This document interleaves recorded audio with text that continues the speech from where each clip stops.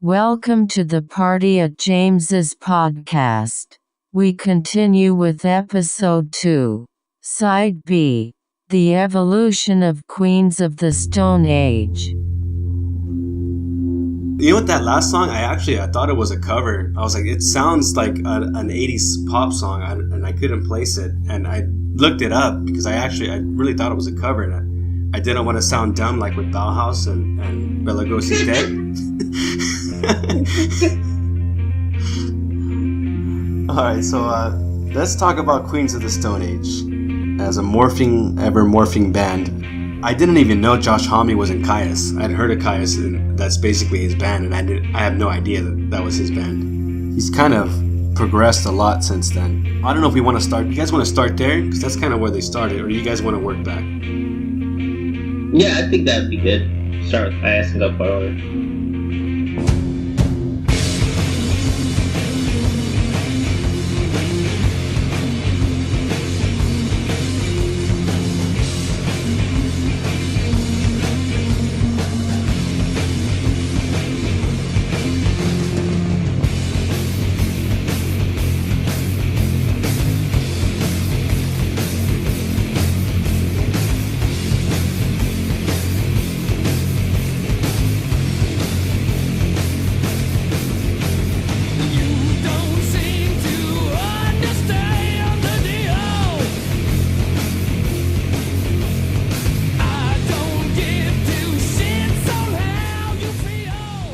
Okay, Caius. My experience with Caius is a band that I should have liked, but I don't really like, and I went to see them, and it reinforced that I don't like them. You went to see them live? I saw, I guess, the Caius Lives. Without Josh Homme. And you know what? And yeah, we went, and it was in Pomona. And if people don't know where Pomona is close, relatively. It's closer to where they're from than Los Angeles. So I saw them there, and there was like, that crowd was so hyped. And we left about halfway through because the singer was just awful. I couldn't bear to listen to the singer anymore. So we left. That's Caius in a nutshell for me. Ted, you listen to Caius? I saw them open for Faith No More in '93. And I thought, they're just a bluesy band. I didn't really know there was stoner rock out there. I guess it was just in infancy. But I bought their CD, Blues for the Red Sun, and I didn't really, I thought this is just blues. I didn't get that they were like, going for something else. And then by the time I read that Queens of the Stone Age was coming out, they were done, and it's like, okay, that's all over. But they opened for Ween, and I missed them. And then a year later, someone loaned me Rated R, and that's how I got into them. And I'd never seen them live, so I came that close. I went to Ween show, they opened, but I missed them, so that could have been pretty epic if I had made it on time. That was Queens of the Stone Age that opened up for Ween? Yeah, 99, my first Ween show.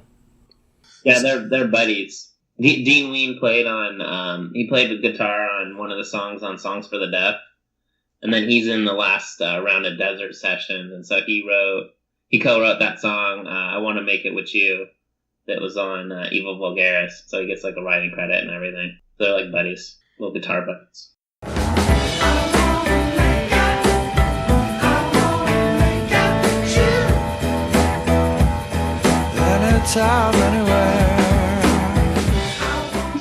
So Ted, with Caius, so you bought that album, Blues for the Red Sun. You didn't get into them. You didn't listen to any of the other albums, the following albums. I probably listened to one on YouTube.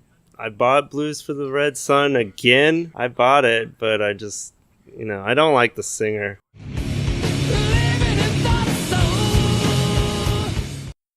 So George, what's your experience with Caius? Caius, I didn't come across till maybe like 99. And it was mainly because I caught a live performance of Tool covering them with Scott Reeder guesting on bass for that performance. The song was Demon Cleaner. It's a pretty cool song. And, I listened to them. I knew they were influential in the stoner rock scene going on at the time. But after a while, I wasn't really into the singer either. But it started feeling a little bit bland for me. After a while, it's very standard stuff. But I still was able to appreciate them for the influence that they've brought onto the music world. What kind of influence would you say they've had? It's a good question. Just influencing other bands to come out with heavy music. The musicians that came from that band and forming their own bands, and it just kind of branched out into this music genre that I suppose existed since the 70s, but I think they were coming from a much heavier background. Yeah, I went back and looked at like Scott Reeder and tried to get a feel of who he is, and I've seen that he's in other bands, and I've listened to some of his stuff. He's really good. Don't particularly like a lot of his bands, though. We have a guest. Max? So my guy's experience, I was in high school. I was I think around 92. And one of my classmates, he was this Mormon guy who's, he was legit Mormon. So he's straight-laced, didn't drink caffeine, didn't do anything. And he's like, I'm really into this band, Caius. And I was like, this doesn't even make sense. Isn't this supposed to be for stoners or some shit? I can't remember which band. I saw them play live. I can't remember which band. I think they opened for Body Count. And I was there by myself. And so he's like, you gotta see Caius. And I get there, and I'm like, what the fuck is this? This singer sounds like the guy from The Cult, and I can't even stand The Cult. He has that same kind of, weak, second tier kind of Danzig voice or whatever. And so Caius plays, and the last song comes on. And Josh Homme, that dude's a fucking giant, and he decides to jump into the audience, and everybody moved, and he landed on me. And I was like, I already hate this fucking band, and now the fucking guitarist is jumping on me and shit. And so that was my only Caius experience. I never bought the albums. I couldn't get past the vocals. So it was kind of like what I was talking about earlier. And yeah, that same kind of consensus as all the rest of you. It's all the songs kind of sounded the same, and that in years later, I've bought some of their CDs, and I've learned to appreciate their sound a little bit more, and just kind of tune out the vocalists. They do have some good jams.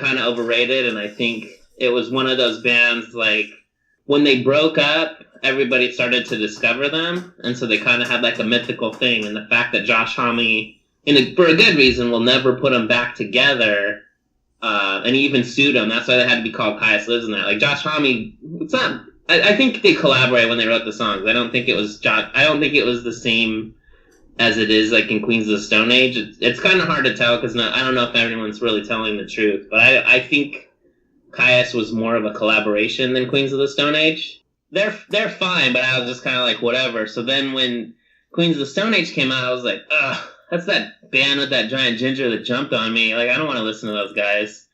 And I think the first thing I heard was Feel Good Hit of the Summer, the one Nicotine Valium, Yeah. And I was like, this song's okay. And then Songs for the Deaf came out, and they played a couple songs on K-Rock, and I was like, this is okay. And then I totally fucked up, and at the Greek Theater in LA, it was the Cramps, Tomahawk, and Queens of the Stone Age playing at the Greek Theater. Oh, and someone had an in, so we could have got cheap tickets and the whole deal. It ended up raining that day, but I was like, I'd rather just see Queens of the Stone Age or Tomahawk, but I want to go see some big venue. So I didn't go. And then, years later, obviously, I was like, well, that was stupid. Should have seen that. And I finally saw them, Queens of the Stone Age, open for Nine Inch Nails and Autolux at the Hollywood Bowl. And that was the first time I ever saw Nine Inch Nails, because I fucked up and missed them the early years. And Queens of the Stone Age just killed it. Like, they annihilated it. And so at that point, I was like, wow, these guys are an amazing live band. And then I started getting more serious about going back and listening to their earlier album. At that point, the first album was out of print. I finally illegally downloaded it. And a friend of mine, he's like, I like the first album the best. And I was like, well, the first album's called Rated R. Like, I didn't even know there was another earlier album. I didn't really understand the whole progression of, like, how Caius kind of dissolved because of Josh, and he took Nick with him, and then it became Queens of the Stone Age, and then it was his band. It didn't really become apparent until, like, the later albums and that. Pretty much, yeah, like, after Songs of the Deaf, I think Lullabies was the next one. Then I was, like, pretty heavy into them. And I basically made a greatest hit CD, played the shit out of that, instead of listening to their whole complete albums. Because the first album, I think about half of it's good, probably like 2/3 of Rated R. Songs for the Deaf, I like most of them. There's like the filler stuff with the radio things, and then Lullabies and Eve, I'd say, yeah, maybe 50-50 or something like that. I think he's a great musician. I think he's a great band, and the Caius influence is interesting and all of that. I don't know. It's like if you like a musician that much, it's just, I'll give him a chance more than most other people. It was kind of like what you were talking about earlier as far as topics and why we like music. It's, I think, just the sincerity and the hard work and the ethics and all of that is a lot more apparent in Queens of the Stone Age, I think, than most bands. I think it's the reason, like, that plebes like the Foo Fighters, they think Dave Grohl gives a shit and, like, is trying and all this kind of stuff, even though stuff's kind of generic and boring. I think there's the same kind of work ethic and stuff that's into Queens of the Stone Age, except Josh is, like, more talented and is more willing to go diverse and do stuff that, rather than, regular kind of rock bands, I would say. Yes. I thought it was interesting that looking at Caius, and it ended up being Josh and the singer, what's his name? John Garcia, something like that. Yeah. And then they had wrote it out all the way through, and then it kind of it died. But then Josh started Queens of the Stone Age with Nick Oliveri again, which is, I don't know, I found it weird. I think he really likes Nick Oliveri, like, as a person. I think they're like buddies and go back in the day, but he's just too much of a fuck up and has no work ethic. Okay, that makes sense. He's just on drugs and high, but they still really like each other. Like, I saw when Queens of Stone Age played a few years ago at they played on Halloween at the Forum, and Nick came out and sang a couple songs for the encore. It was really neat because it was the first time he'd been with the band in years. But they still wouldn't let him play the bass. They're like, you can stand up there and sing, but we know you're a fuck up and we don't trust you, so you can just do your vocal parts and that's it. He's just too much of a train wreck, but I think they'll always be friends. I think they have a special relationship, but Josh is too smart to let him back in the band. He's too much of a perfectionist to have someone that could potentially fuck up. I heard that he kicked him out of Queens because he beat his wife. I saw that too somewhere. But I thought it was drugs, but it could be. It's probably one led to the other. It's probably what happened. He had a standoff with the police as well. Was that Nick? Like full-on gun arsenal and everything. Nick Oliveri? Yeah, he's a true desert rat. Like he's what a lot of people from the desert are like. Like he's kind of the epitome of that stuff. Josh kind of like chilled out and does his thing, but Nick Oliveri, like, he's, like him or hate him or whatever, he's the real deal. He's a fucking whack job from the desert. Yeah. Way by the phone, laid out alone. He can't help you, but I know I could. 3 years too long, you know this is wrong.